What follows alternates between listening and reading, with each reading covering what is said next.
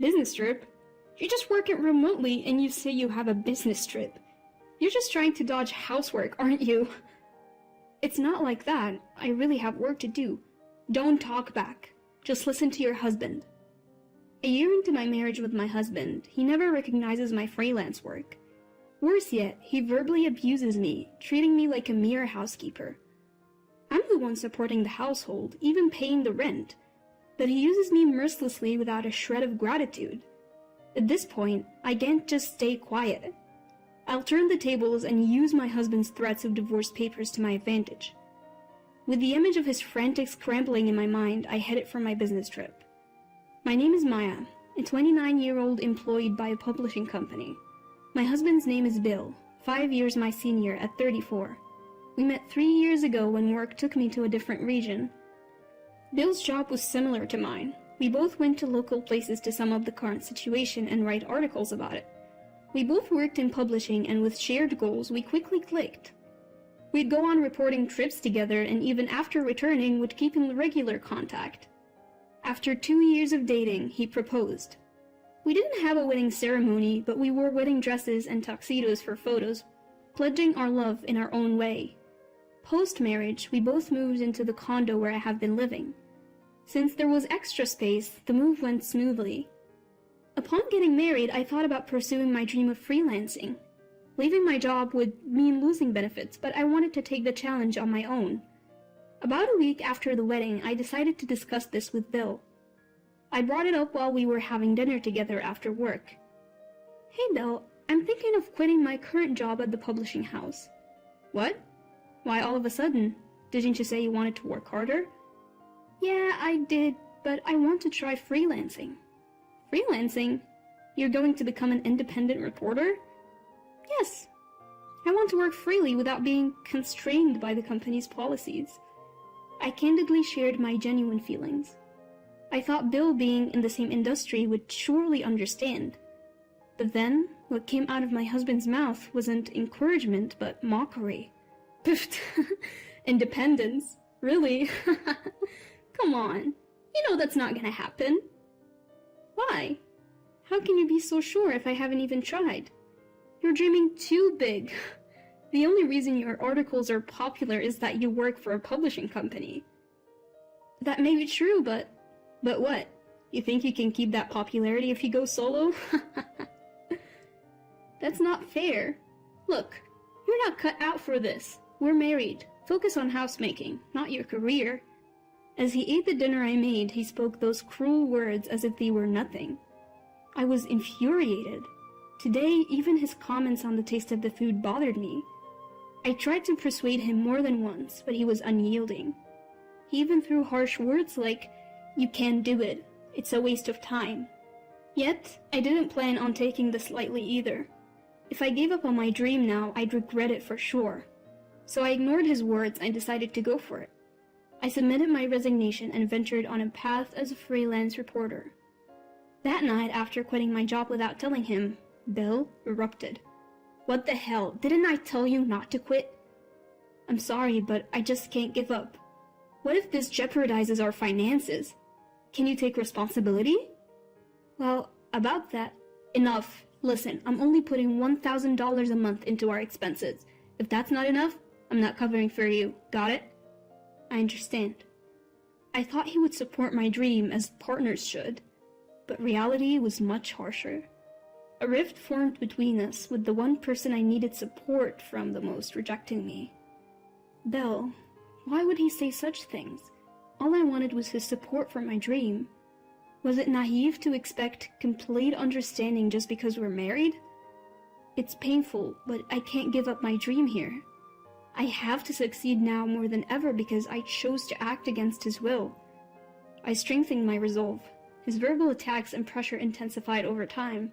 He started berating not just my work, but me as a person. When I came home even a little late, he would get furious. "What time do you think it is? It's past 7 p.m. "I'm sorry, traffic was bad." "Didn't I always say to be back by 5? "No dinner ready when I get home. That's unacceptable." "I'm sorry, I'll make it right now." "I already ordered delivery. Expect a bill for that later." Staying overnight for field reporting was an absolute no-go, thanks to my husband's rules. So I had no choice but to limit my reporting to places I could visit and return from within the same day. But sometimes interviews take longer than expected or traffic just doesn't cooperate. You can't predict what will happen until you're actually on the scene. My husband insisted that I be home by 5 p.m., but that's not always doable, given how weather or unforeseen circumstances could throw a wrench in the works. That being said, confronting my husband head-on was not an option. He goes to a physical office every day and works his tail off while I have the freedom to work remotely unbound by organizational rules. I guess he couldn't stand that our working environments were so different. Understanding his feelings, I always tried not to provoke him, but I kept striving in my career as a feature writer.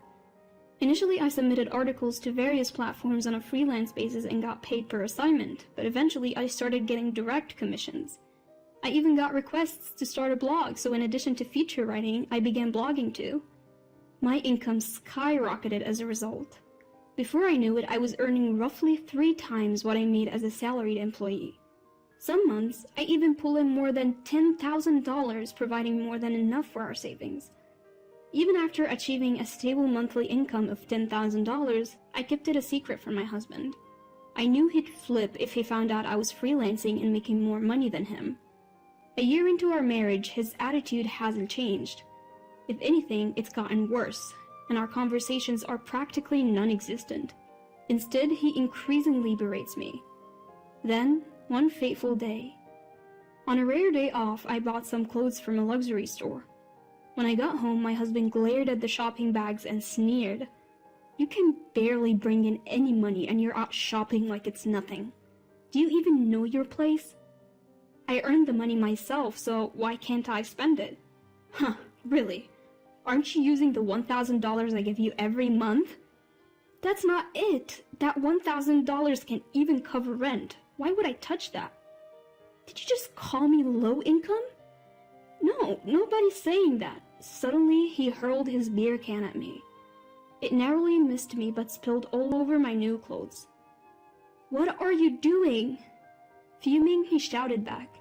"I give you $1,000 every month, okay? You should be grateful." "Grateful? The missing rent and all the other bills are paid from my earnings. You must be dipping into your savings, right? There's no way you're making more than me. Believe what you want, but I'm not burdening you, not in the slightest. Go ahead, keep talking. Don't expect any handouts from me later on." My husband threw a can and sneered at me, not even bothering to apologize. I felt like I was reaching my breaking point with him. Several months later, I received a direct request from the publishing company I regularly contribute to, asking me to cover natural disasters overseas. It's an overseas assignment, so a day trip was out of the question. I decided to tell my husband about the work trip. "Bill, I know it's short notice, but I'll be traveling overseas for work this weekend." "Work trip? You're just a freelancer. What are you talking about? You just want to slack off on housework, don't you?" "That's not it. I really have to go. There's no way a freelancer like you has to go on an overseas work trip. How could you lie like that?" "It's not a lie. I was directly asked by the publisher." "Don't talk back. Just listen to your husband." As if I were the one being unreasonable, my husband continued to berate me. Fed up with his irrational behavior, I glared at him. Finally, he spoke, clearly irritated. "Do you even know your place? You're just a reporter in name only, practically unemployed, and yet I still stay married to you." "Stay married to me?" "Yeah. You wouldn't survive without me. If you have a problem with that, let's divorce." My husband pulled out divorce papers from his suit pocket and tossed them in front of me. That was the moment. A vein in my temple throbbed, and a rage I've never felt before it consumed me. I can't take it anymore. I absolutely refuse to stay married under these conditions. From now on, I'll use him to my advantage. My husband always threatened me with divorce papers whenever he was displeased. Until now, I'd always apologized because I didn't want a divorce, but I realized that wasn't necessary anymore.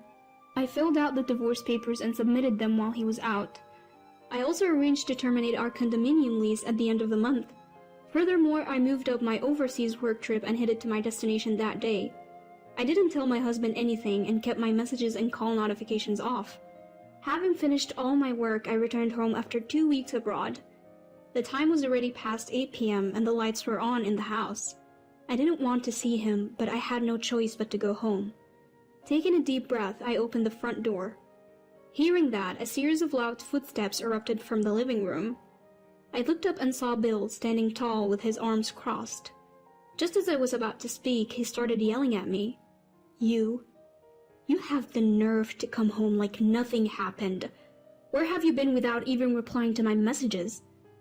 I told you, remember? I was on a business trip abroad. Business trip? Business trip? Seriously, as if someone like you, who occasionally works remotely to write boring articles, could ever go on a business trip. I told you, I got an assignment from the publishing company. I even got paid for it this time. Paid? What did you get, like $10? What a fool, spending money on transportation to go abroad just to make $10. Bill kept on belittling me with his crude laughter. But what he didn't realize is that we're no longer husband and wife. He's only able to act so high and mighty because he doesn't know, and his words no longer have any effect on me. Finally, I calmly said, "Do you enjoy putting people down like that?" "What? What are you talking about? If you feel belittled, it's your fault, isn't it?" "I haven't done anything to be looked down upon by you. In fact, I make about 5 times more than you do." 5 times? As if. That would mean you're making close to $10,000 a month. Yes, that's correct. What? Faced with this unexpected truth, Bill's face twitched. He clearly couldn't stand the fact that I made more than he did. Fuming, he blurted out, "You've got to be kidding me, you're such a liar. I'm divorcing a wife who won't even do the housework." Panting heavily, Bill shoved new divorce papers in my direction. With a smile, I revealed the truth to him. Another new form for me to sign. "Yes, sign this quickly." "Don't worry, I already submitted the divorce papers 2 weeks ago." What are you talking about?" "We're not married anymore. Why are you still in this house?" Bill stammered, barely able to get words out. Finally, he spoke. "What do you mean you filed for divorce? Why would you do that?" "Why? Because you handed me the papers." "But I didn't really want a divorce." "Well, too bad. I thought it was okay to part ways, so I filed." "You've got to be kidding me. I just gave you those papers to scare you into understanding your role as my wife." Bill grabbed my shoulders, his eyes filled with anger. As I suspected, he never intended to divorce me. He just wanted to intimidate me into obeying him. Knowing this, I chose to divorce him anyway. I realized I could never be happy with him. Finally understanding this, I unleashed all my pent-up feelings. "You think you can lecture me? Do you know how it feels to have your dreams mocked by the one person who should support you?" "Hold on, Maya, don't call me like we're friends. We're divorced, we're strangers now." "What am I supposed to do now? Can I stay here?" "This is my condo. You're essentially trespassing. I never want to see you again. Leave now." I threw Bill's belongings out. Initially he resisted, but eventually gave in, shoulders drooping. After that, Bill called his parents and apparently moved his stuff to their place. However, due to the circumstances, they refused to let him stay and told him they wouldn't help him financially. As a result, he had no choice but to live on his limited income and move to a cheap apartment far from his workplace. He can't spend money like he used to, and just getting by has become a struggle. His savings have run out, and now he's living a dull life just trying to save money. As for me, I've signed a lease on a different condo and started living alone. The move went smoothly, and now I'm enjoying my work in my new home office. Thankfully, my articles are getting featured on major online platforms. The blog I started on recommendation has also become a good source of income as the number of visitors kept increasing. I plan to continue doing what I love, writing great articles and covering stories from places that interest me. I want to keep my current job, but do it in a way that's sustainable for me.